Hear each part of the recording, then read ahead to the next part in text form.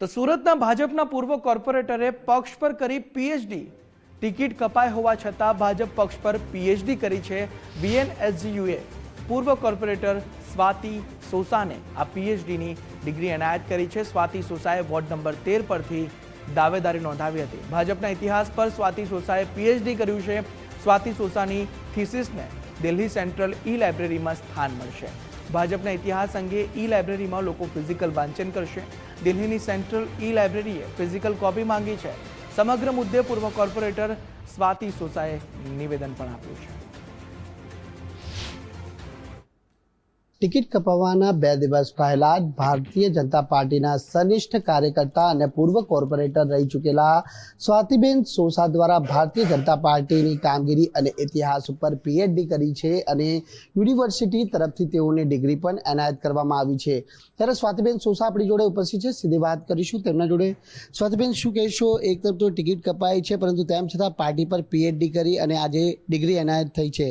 એક તરફ ખુશીનો માહોલ ને એક તરફ નિરાશા। નિરાશા બિલકુલ નથી। અમે પાર્ટીની વિચારધારા સાથે જોડાયેલા કાર્યકર્તા છીએ અને ટિકિટ કપાવી એ શબ્દ ના બોલી શકાય। વ્યવસ્થાના ભાગરૂપે કોઈ એક જ વ્યક્તિને ટિકિટ મળતી હોય, એટલું મોટું ભાજપ પરિવાર હોય તો બધાને સમાવી ના શકાય।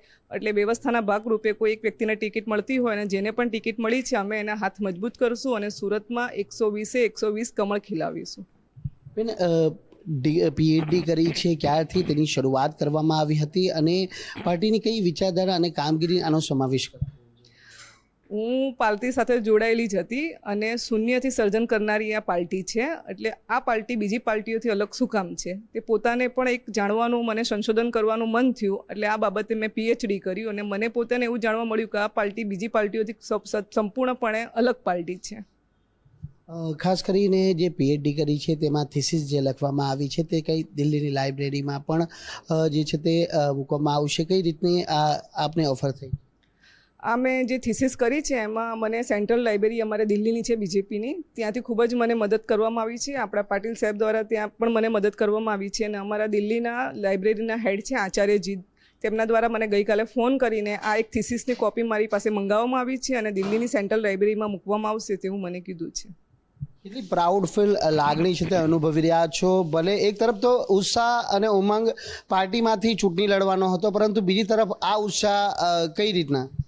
ઉત્સાહ અને ઉમંગ હંમેશા રહે છે। પાર્ટીના કાર્યકર્તા છીએ, ઇલેક્શન અમારા માટે ઉત્સવ જ હોય છે અને ઉત્સવમાં ઉમેરો મારી પીએચડીની ડિગ્રીએ કર્યો છે, કારણ કે મારા પરિવારનું સપનું હતું કે મારા પરિવારમાંથી કોઈ ડૉક્ટર નથી થયું, એટલે સર્વપ્રથમ હું ડૉક્ટર બની, એટલે પીએચડી કરીને ડૉક્ટરની પદવી મેળવી છે। એટલે મારા પરિવારમાં મને જે દિવસે નોટિફિકેશન થયું એ દિવસે મારા પરિવાર માટે પણ દિવાળી જેવો માહોલ હતો। બિલકુલ, દિવાળી જેવો માહોલ તો છે જ, પરંતુ હવે એક તરફ ઇલેક્શનનો માહોલ પણ છે, તો હવે કઈ રીતના જોશ અને જુસ્સા સાથે?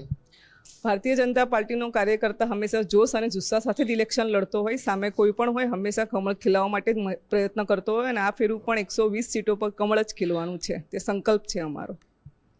બિલકુલ, આ હતા સ્વાતિબેન સોસા, જેમણે કહ્યું છે કે પાર્ટીની વિચારધારા સાથે તેઓ ચાલવાવાળા વ્યક્તિ છે અને વર્ષોથી સનિષ્ઠ કાર્યકર્તા તરીકે ભાજપમાં જોડાયેલા છે, પરંતુ પરિવારનું એક સપનું હતું કે તેઓ પીએચડી કરે અને આજે જ્યારે પીએચડીની ડિગ્રી એનાયત થઈ છે ત્યારે પરિવારમાં દિવાળી જેવો માહોલ છે અને પોતે પણ ગર્વની લાગણી છે તે અનુભવી રહ્યા છે। જો કે જોમ અને જુસ્સા સાથે આ ઇલેક્શનની અંદર પાર્ટીનું ફરી કમળ ખીલે તે દિશામાં તેઓના સંપૂર્ણ પ્રયત્ન પણ રહેશે।